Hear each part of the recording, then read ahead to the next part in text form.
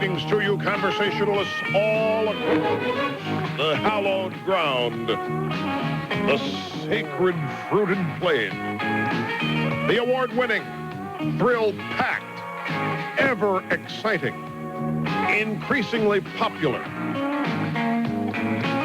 and powerful Rush Limbaugh program commences. 3 hours of broadcast excellence straight ahead on the Excellence in Broadcasting Network. Call number, if you want to be on the program, is 800-282-2882.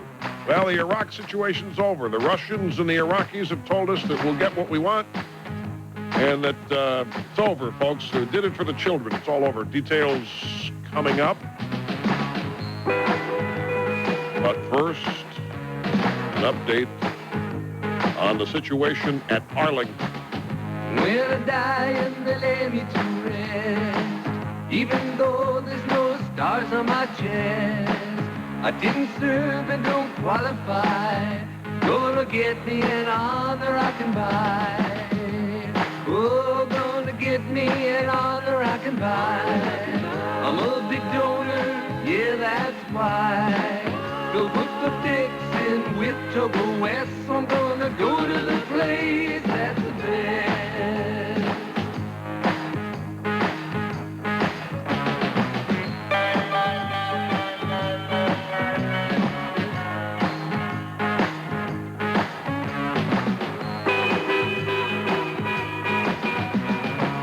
Prepare yourself, big bucks are a must, but you'll have a friend in the White House.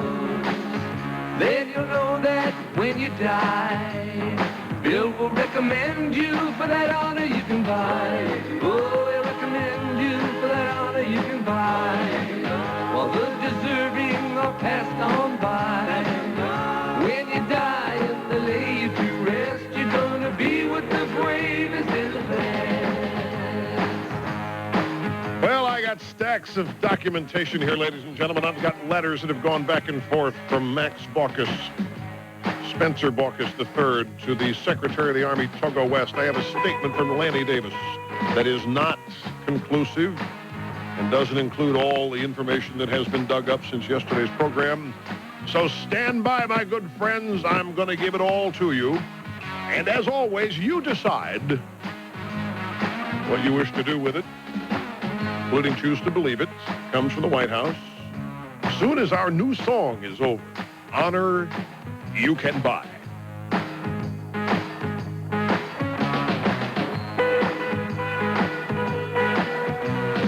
Well, I'm a winner. I bought my way in. You thought you'd seen the worst of seasons. The Lincoln bedroom thing was pretty mild compared to recommending you for an honor you can buy. Yeah, to recommend you for an honor you can buy. Does it surprise you? I wonder why. After all, we know he's the best at putting shamelessness to the test. Shamelessness to the test.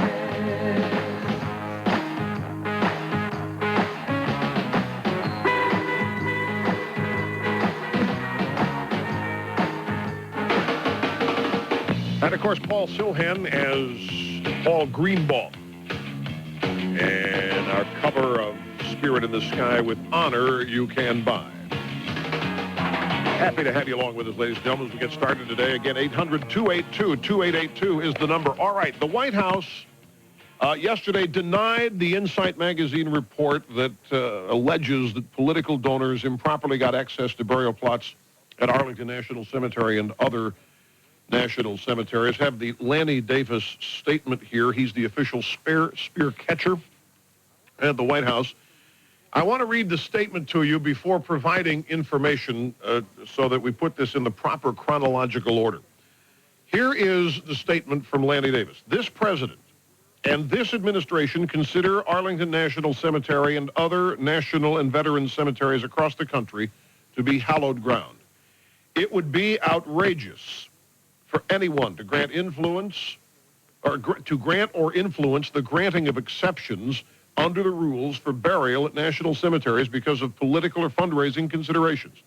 Neither the president nor anyone at the White House ever made such a recommendation based on such considerations. The report making these allegations is scurrilous and untrue. It is based on anonymous sources and innuendo, not facts. The president has granted 4 exceptions for individuals who have been buried at Arlington National Cemetery since January of 1993, each of them fully justified. Of these 4 instances, one was for a Supreme Court justice. By the way, if you'd like to know who that is, it's Thurgood Marshall. A second was for the wife of another Supreme Court justice. I don't know who that is. A third was for an active duty Drug Enforcement Agency agent who had served in the Army and who was killed while on a mission in Peru. And a fourth was for an active duty D.C. police officer killed in the line of duty who had previously served in the Marines. In addition, there may have been instances in which the White House provided to Army officials information regarding individuals in connection with the department's consideration of burial requests. Now, this last sentence, in addition, there may have been instances. This is typical of the White House. We didn't do anything wrong, but if we did, there's a reason for it. In addition, there may have been instances in which the White House provided to Army officials information regarding individuals in connection with the department's consideration of burial requests. So, now, the Secretary of the Army administers this. The Army administers Arlington National Cemetery. So what Lanny Davis is saying is combining everything I told you yesterday we're going to say. They're going to say, hey, we didn't do it. Didn't do it. I didn't know about it. We wouldn't ever think of doing something like that. I don't know what anybody else did, but we didn't do it. We provided information. The Army had their own kind of thing going over there. But so they left themselves the out here, and the Army could have put people in there. What we're being told with that last sentence is the Army could have acted on their own, asked us, the White House, for information regarding individuals they were thinking of burying and honoring at Arlington, and then we might have furnished information. There may have been instances of that. Well, there are more than 4. It has been learned that a gentleman by the name of Larry Lawrence, who was a San Diego businessman and ambassador to Switzerland, who donated over $10 million to the Democratic Party over 40 years, including $200,000 that went to President Clinton's 1992 campaign. So there is a man, and he's not listed here in the Lanny Davis statement. He's not referred to in the statement by Lanny Davis. John Metzler, superintendent of Arlington Cemetery, said that he objected to 9 of the waivers granted for burial in the cemetery, but that he was overruled. It doesn't say here by whom he was overruled. In an interview with a Washington television station, and then Insight magazine has nothing to do. They've been trying to knock down this report by discrediting Insight as being a far-right small magazine. But WJLA-TV in Washington uncovered the Larry Lawrence information. And JLA is owned by a man named Joseph Albritton. In an interview with local ABC affiliate WJLA-TV, Metzler, this is again the superintendent of Arlington, declined to release the names of individuals granted waivers and buried in Arlington. I have talked to, I've been consulted here by a couple members of the print press in Washington, and I was told last night that Ron Brown is buried in Arlington National Cemetery, and that a waiver would have been required for that. Now, let's go back to Mr. Davis's statement, because he says that the president has granted 4 exceptions for individuals who've been buried at Arlington National since January 93. John Metzler, superintendent of Arlington, said he objected to 9 waivers granted for burial in the cemetery, but that was overruled, and we don't know, again, by whom and for what reason.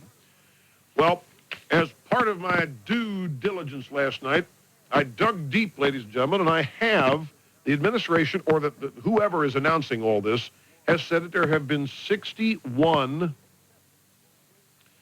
exceptions or waivers granted during the Clinton administration for burial in Arlington National Cemetery. And I've got the list of the 61 here.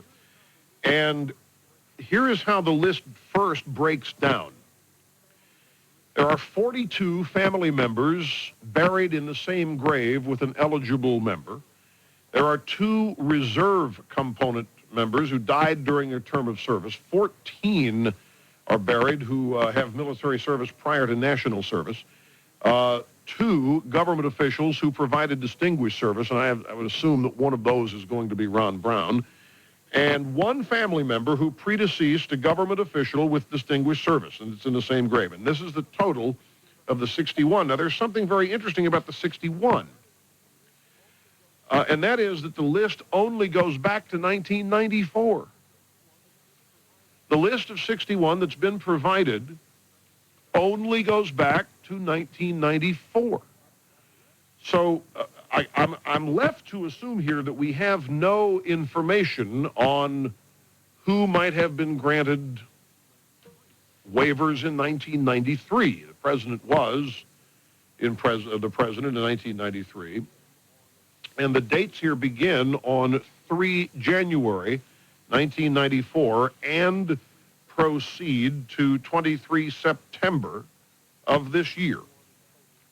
And so the 61 in total does not include any from 1993. Senator John McCain, an Arizona Republican,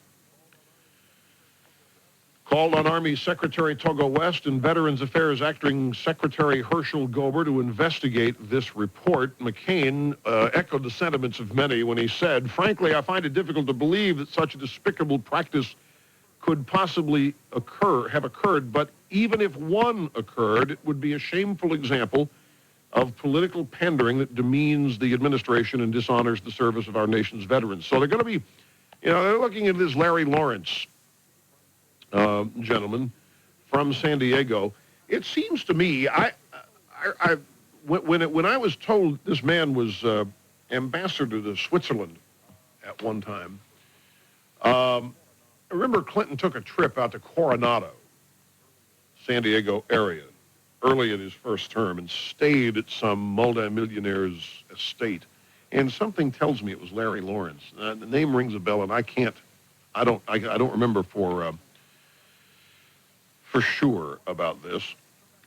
What I want to do next, when we come back from the break, I have a series of letters that have gone back and forth from the Army and members of Congress. One of the letters was to Sarah Lister, who was in the loop on this before she had to resign, and it continues even after her resignation. We'll go through the chronology of that just to get you up to speed, so that you'll know what the official responses have been from the office of the Secretary of the Army, so we can put that together with the official response from Lanny Davis, the official spear catcher at the White House. All that coming up right after this. You're listening to the EIB Network. Millions of people out there suffer from back pain, and it can be a major sleep deterrent.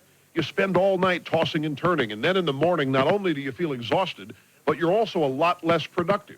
Well, listen. Time for opinions and analysis of the news with Tom Trotta. Sure, it's early in the morning for this kind of thing, but I nevertheless do have a small bone to pick with Ellen DeGeneres this Thursday morning. And what the heck, let's just throw Michael Eisner, the head of the Walt Disney Company, onto the fire as well, shall we? On last night's episode of Ellen, which DeGeneres stars in, and which Eisner gives his stamp of approval by broadcasting it on ABC TV, which Disney owns, we continued the unfunny sitcom plot of Ellen each week, which boils down to little more than a few gags about Ellen being gay. Last night, guest stars Sean Penn and Emma Thompson announced that they also are gay, or at least their characters on the show were. But the rib-tickling fun really kicked into high gear as Emma Thompson had a few martinis. Have they sent the other limo over yet, darling? Yes, it's waiting downstairs, and this one does have a bar in it. Good. Off we go, then. An appointment with destiny. Let's go out and terrify some Baptists.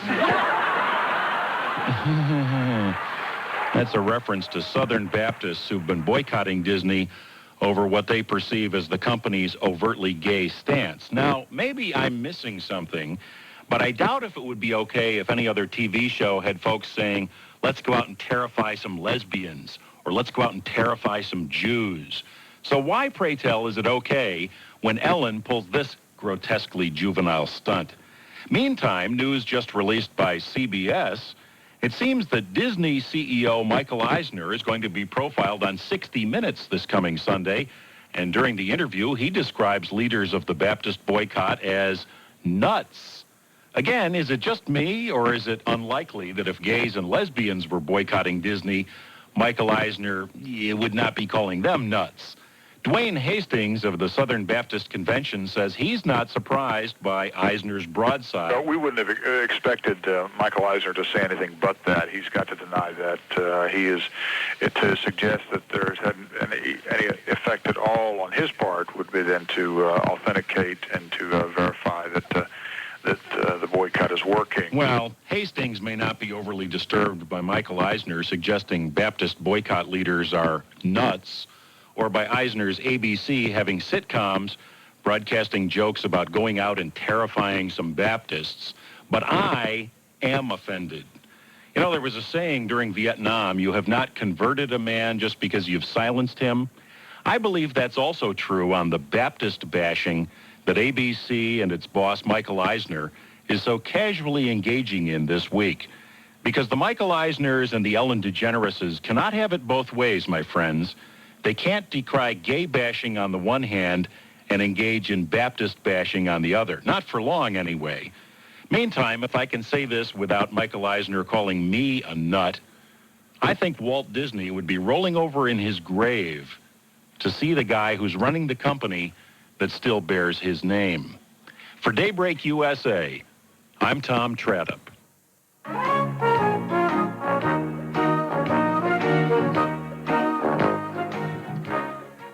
Due to technical difficulties, we do have some problems with the levels on today's Rush Limbaugh show. The levels came down from BC a little bit hot, so that's why it sounds a little bit crazy. Please bear with us, and we'll see if we can't get that cleared up. On the cutting edge, it's El Rushbo, Maha Rushy. We're back at 1-800-282-8882. Man, I just heard that thing, and it's a weird sound that I'm hearing here in my headphones. My friends, I now have a series of letters that have gone back and forth from members of Congress to the office of the Secretary of the Army. On June 4th, there was a letter written by Terry Everett, who chairman of the Subcommittee on Oversight and Investigations of the Committee on Veterans Affairs. So this goes all the way back to June 4th, and Everett was asking Togo West, the Secretary of the Army, for information on exceptions to burial at Arlington National Cemetery. Sarah Lister responded on June 12th. Her letter starts this way. Dear Mr. Chairman, thank you for your letter of June 4th to the Honorable Togo D. West, Secretary of the Army, concerning requests for exceptions to burial at Arlington National Cemetery. The Secretary has asked me to respond on his behalf since burial policy falls under my purview. That is Sarah Lister, ladies and gentlemen. So the first letter that went to the Department of the Army from Congress was steered to Sarah Lister, who has since resigned in disgrace for calling the Marines a bunch of extremists and other intemperate, idiotic remarks that indicated her unqualified status to sit in this position. So she responds and says here that burial policy falls under her purview. It's a long response citing all the titles in U.S. code, but basically she says this: although there are no formal exception criteria, the Army has developed a very specific and time-sensitive procedure for processing requests for exception to burial policy at Arlington. Under current procedures, these requests are made to the Superintendent of Arlington, who makes an initial evaluation of the request, forwards a recommendation to my office since I oversee burial policy at Arlington. I evaluate the superintendent's recommendation as well as the supporting documentation and forward the exception request to the secretary, indicating my support or lack thereof for the superintendent's recommendation. The Secretary of the Army further evaluates the exception request and decides on a case-by-case basis whether to grant the exception. The Army generally processes a request for exception with flash precedence in order to provide a timely and carefully considered response to surviving family members. You or your designated representative are most welcome to evaluate all the files regarding exceptions to discern for yourself the circumstances under which exceptions have been granted. The other information you requested is quite voluminous. The best mechanism for providing that would be for you or your designated representative to visit the administration building at Arlington where such records are kept. My staff will be happy to coordinate a convenient time to make the records available. So that was June 12th. On June 23rd, Terry Everett responds to Sarah Lister. Dear Ms. Lister, thank you for your June 13 reply or June 12 reply on behalf of Secretary West regarding my inquiry about Arlington National Cemetery. Appreciate the availability of the files in question to the subcommittee staff. This is to confirm the subcommittee staff will be granted initial access to the requested documents on June 30th. So Chairman Everett's writing back saying, fine, glad you'll let us look at the records. We intend to send somebody over there to do that on June 30th. Now let's move to yesterday, November 19th, when all this hubbub started. A letter was sent by Spencer Baucus, who is a member of Congress, to Togo West, the Secretary of the Army. Dear Mr. Secretary, my office is receiving many inquiries, including some from the news media, regarding news reports that state pressure from political bigwigs at the White House and within the Democratic Party apparently helped gain coveted waivers from top brass at the Defense Department and Department of Veteran Affairs for dozens of big-time political donors or friends of the Clintons. This is a simple request, and the response is likewise simple. A yes or no answer to the following question is urgently requested. Question, during your tenure as Secretary of the Army, have any exceptions been made that would permit civilians to be buried in national war cemeteries? I now have the answer from Togo West sent out.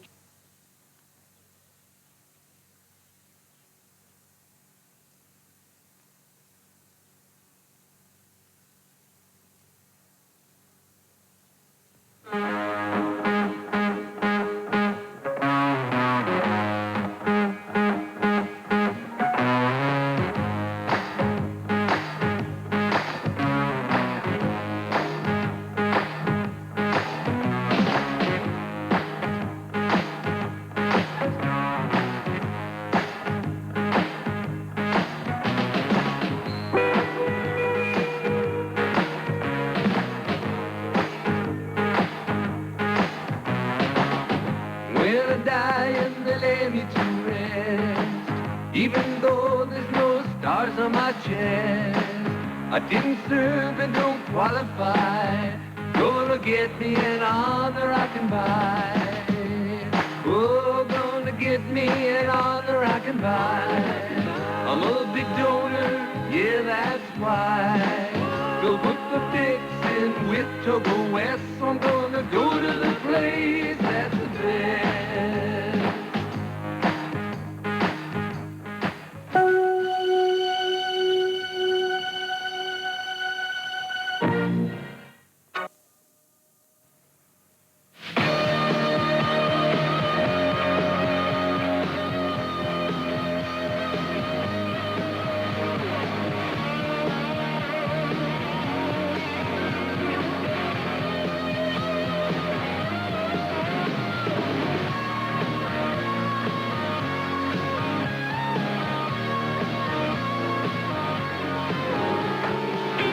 This ain't no Buddhist temple. This ain't no Motel 1600 either. This is D.C. All I want to do is have a little fun before I'm done. This is Gore next to me.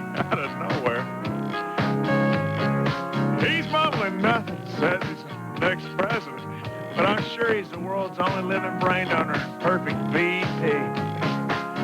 Because he's just plain dumb. And I wonder if he's ever had a conscious moment in his whole life. We're drinking beer at noon on Monday, sitting in lawn chairs out in the front yard that looks out over America.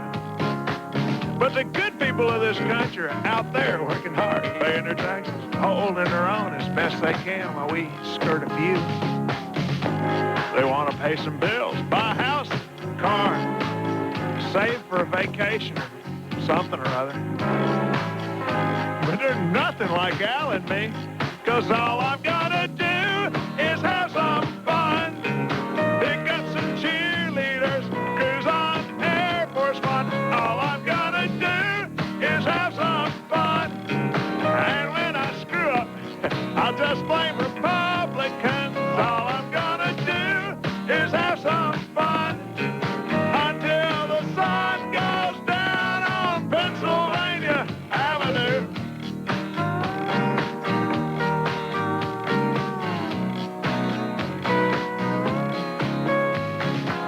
I like a burger and fries early every morning, and Al likes to peel the wrapper from his pack of Camel Lights. Yeah, he puts it with some billing records he found in Hillary's trash, lights a Zippo and watches each file burn. Not knowing that I put lighter fluid on his pants, he's cursing and trying to let it out as I laugh and watch the trash blow across the lawn. And then John Wong pulls up to the White House. His pocket's full of campaign donations. All the liberal press can do is smile. And all I'm gonna do is have some fun. Catch a few rays and sit and watch Al go run. All I'm gonna do is have some fun. I hate to tell him he's not the only one. All I'm gonna do is have some fun until the sun goes down on Pennsylvania Avenue. Until the sun goes down on Pennsylvania Avenue.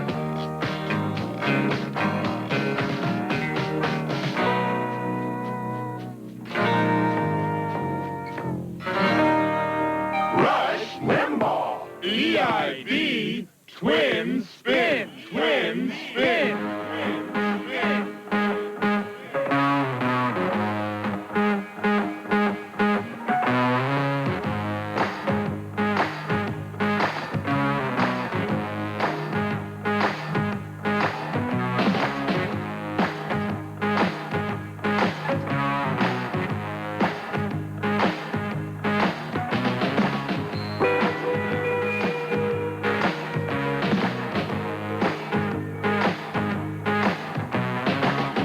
When I die and they lay me to rest, even though there's no stars on my chest, I didn't serve and don't qualify.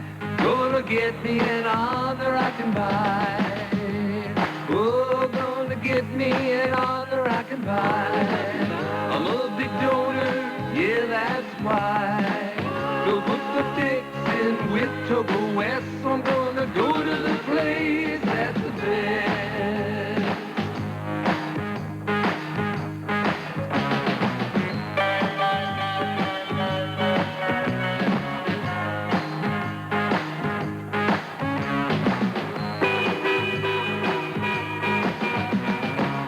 Prepare yourself, big bucks are a must, but you'll have a friend in the White House.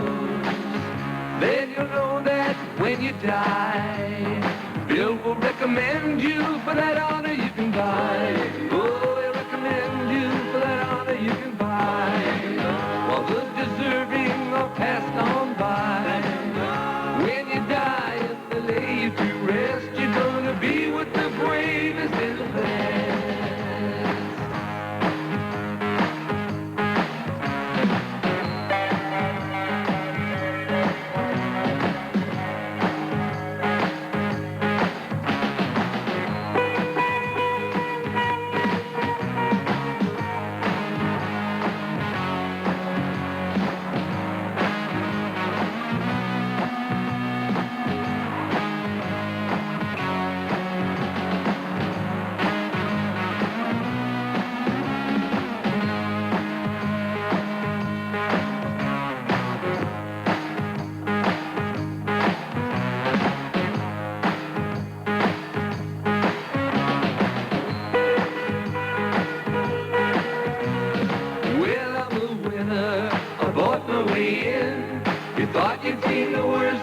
sneezes. The Lincoln bedroom thing was pretty mild compared to recommending you for an honor you can buy. Yeah, recommend you for an honor you can buy. Does it surprise you? I wonder why. After all, we know he's the best at putting shamelessness to the test. Shamelessness to the test.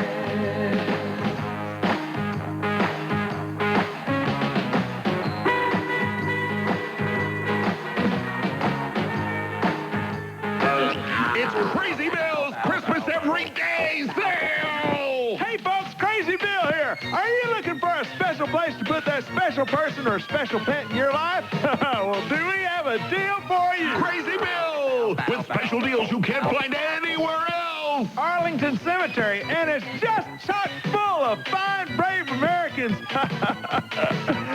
Just like me. Hey, Save on select plots still available! I bet you say you have no service record. No sweat. At Crazy Bill's, we don't care if you got a Bronze Star or a gold medal. You're in good with us. Give us all your money! You can't take it with you anyway! That's right. Just like the Kremlin said. Hey, we'll bury you. Cash or credit, we don't care what card you use! No problem at Crazy Bill. As long as you got the kind of green we need. Who needs a green card? And Crazy Bills will take care of all your needs from cradle to grave! As long as you have the cash. Crazy Bill! And coming soon, Crazy Al's.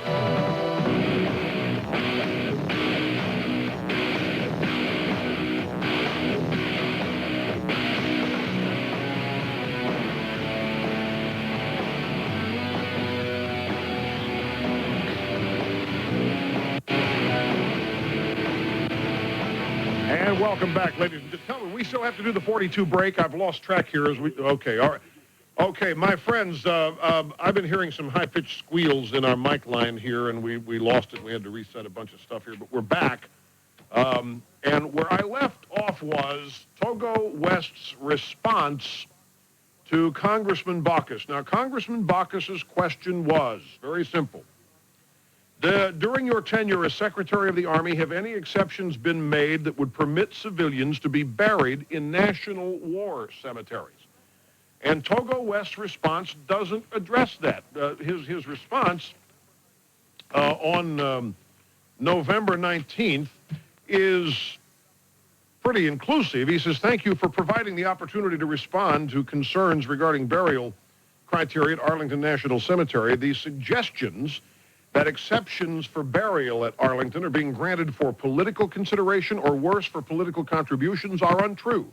I agree with you that they are a disservice to American military men and women, past and present.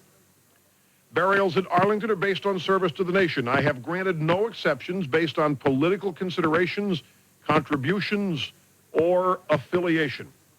The Army has previously provided and will continue to provide access to all relevant info regarding exceptions granted, including names to congressional committees having oversight responsibility. But he doesn't directly answer the question. The question, again, have any exceptions been made that would permit civilians to be buried in national war cemeteries? He doesn't say yes or no to that. He just says nobody's in there because of a political consideration or a contribution or any of the sort. Mr. Baucus responded today to that letter. Dear Mr. Secretary, thank you for your letter this morning in response to my request regarding news articles suggesting da-da-da-da. However, your letter errs in one respect. You note the Army has provided and will continue to provide access to all relevant information regarding exceptions granted, including names to congressional committees having oversight responsibility. I serve on such a committee and have no such list as of November 20th, 1997. I request such a list today by return fax. Judging by your letter, such a list is readily available. It is a very simple matter to cross-check the names on these exceptions with the federal political contribution records to provide substantiation for your position that political considerations played no part in any of these exceptional decisions.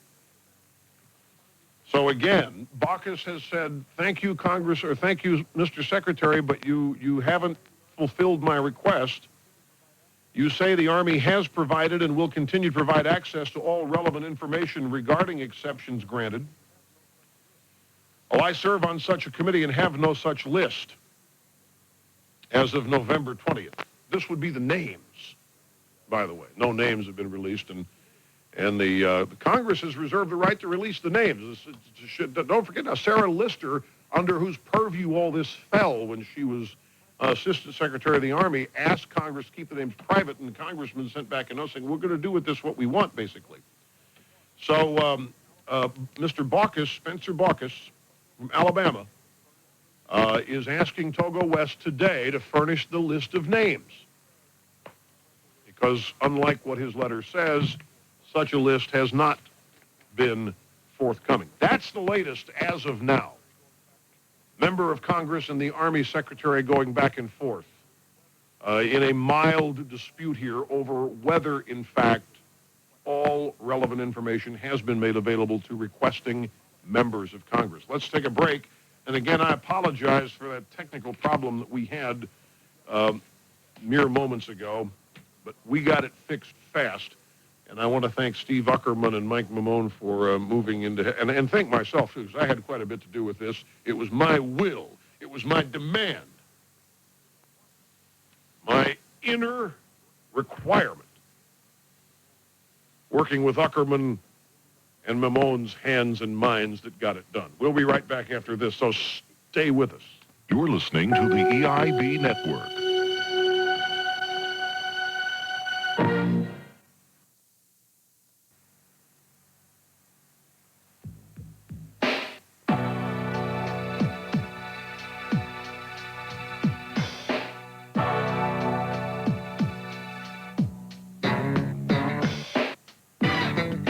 Eagle 810 is currently experiencing technical difficulties with the Rush Limbaugh Show. Please stand by. 800-282-2882. We'll start with Catherine in Charlotte, North Carolina. Welcome to the program. Oh, thank you so much, Rush. I am so honored to be talking to you. I just appreciate all that you've helped me personally with, and just you are a fabulous teacher, and I thank you for that. Thank you. But I kind of wanted to get in on the discussion from yesterday. I'm not really sure what generation I'm in. I'm 29, but I wanted to comment about Arlington. My personal opinion is if this is true, if this investigation turns out that there are people there who really should not be there, I feel we should dig them up and move them. It completely disgraces the honor and the memory of those men and women who have served this country and who have died for this country, and they're the ones that should be there, not people just because they've donated money.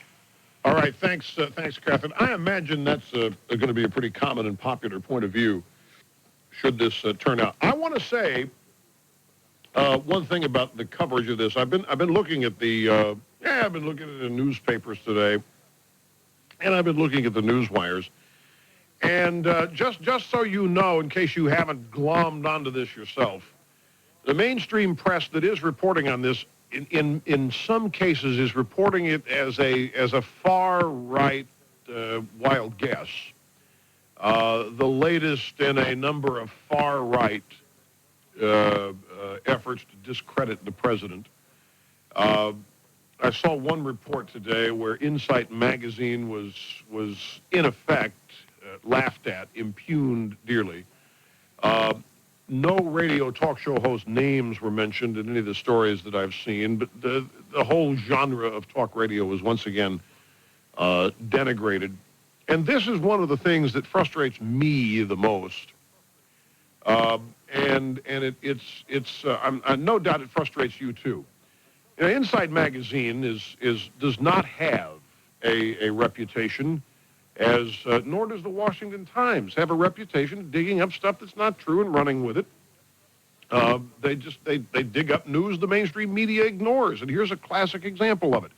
And rather than be interested in it, rather than wonder, is there something to this, the mainstream press has largely decided to proceed on the basis that, this is just a far-right example of extremism, and then they casually look into it in that regard. And the difference here is you wonder why, after all that has happened, there isn't even the slightest bit of skepticism among the mainstream press on this. talked about this at length yesterday. We discussed the possibility that this isn't entirely factual, as we always must. I mean, the story does have unnamed sources. So you always have to be suspicious with unnamed sources. And we were very upfront about that. But why do people consider this possible? It's precisely because of history. It's not because of a bias. It's not because of just an ideological disagreement with this president or this administration. It's because of previous actions of this administration. Things that this administration has done, things this administration, led by the president, have said, that gives credence. When it comes to the area of ethics and character, this is why it matters to so many people. When you have somebody who has demonstrated a lack of concern about character at the highest levels, and when you have an apologist press which makes the same connection, oh, what does it matter? Character doesn't matter. Who you sleep with doesn't matter. It's the issues that count. Can't we stick to the issues?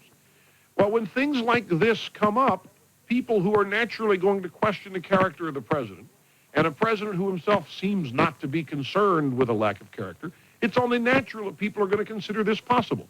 You would never, I don't think, consider it possible if you heard about it in the same way about any previous president. You certainly wouldn't think Jimmy Carter would do something like this. You wouldn't think Gerald Ford or Harry Truman, Richard Nixon, JFK. You wouldn't think this about LBJ. You wouldn't think it about, because no such similar allegations were made. And this is all in the area of campaign finance, and we've got experience to know this White House would do anything to get money, including let Chinese arms dealers in the White House. Mrs. Clinton had no problems meeting with a convicted cocaine smuggler. The White House sent somebody down to Havana to meet with this man, too. That's Jorge Cabrera. Here we had an embezzler from Lebanon in the White House, Roger Tamraz, who jokingly said, hell, if I'd have doubled my money to get what I wanted. I didn't get what I wanted, and if I'd have known that it took double the money, I'd have paid double the money. But when you have things like that have come out and are true, there's a lot of stuff that was gleaned in these hearings, despite the fact nothing may be done with it. When you have something like this pop up, it's only intelligent to consider the possibility, rather than just dismiss it out of hand as, that's incredibly impossible. And I find that many in the mainstream, not all, because obviously you have that TV station in Washington that dug up the ambassador to Switzerland and the former friend of the Clintons who's given $200,000 to their campaign in '92 and $10 million to the party over the last 40 years, find out that he's in Arlington National Cemetery, and he's not on Lanny Davis's statement. He's not included. Neither is Ron Brown included in the statement that Lanny Davis puts out. Remember now, we got the man who administers Arlington saying there are 9 exceptions, and Lanny Davis's statement says there have been 4 from the White House. And don't forget his statement here at the end. Now, this is key, this sentence. In addition, there may have been instances in which the White House provided to Army officials information regarding individuals in connection with the Army's consideration of burial requests. It's an out. Hey, they could have put some people in there. We didn't know about it. They might have asked us for information, but. So the loop hasn't been closed, the T's haven't been crossed, and the I's are not yet dotted. We'll be back. You're listening to the EIB Network.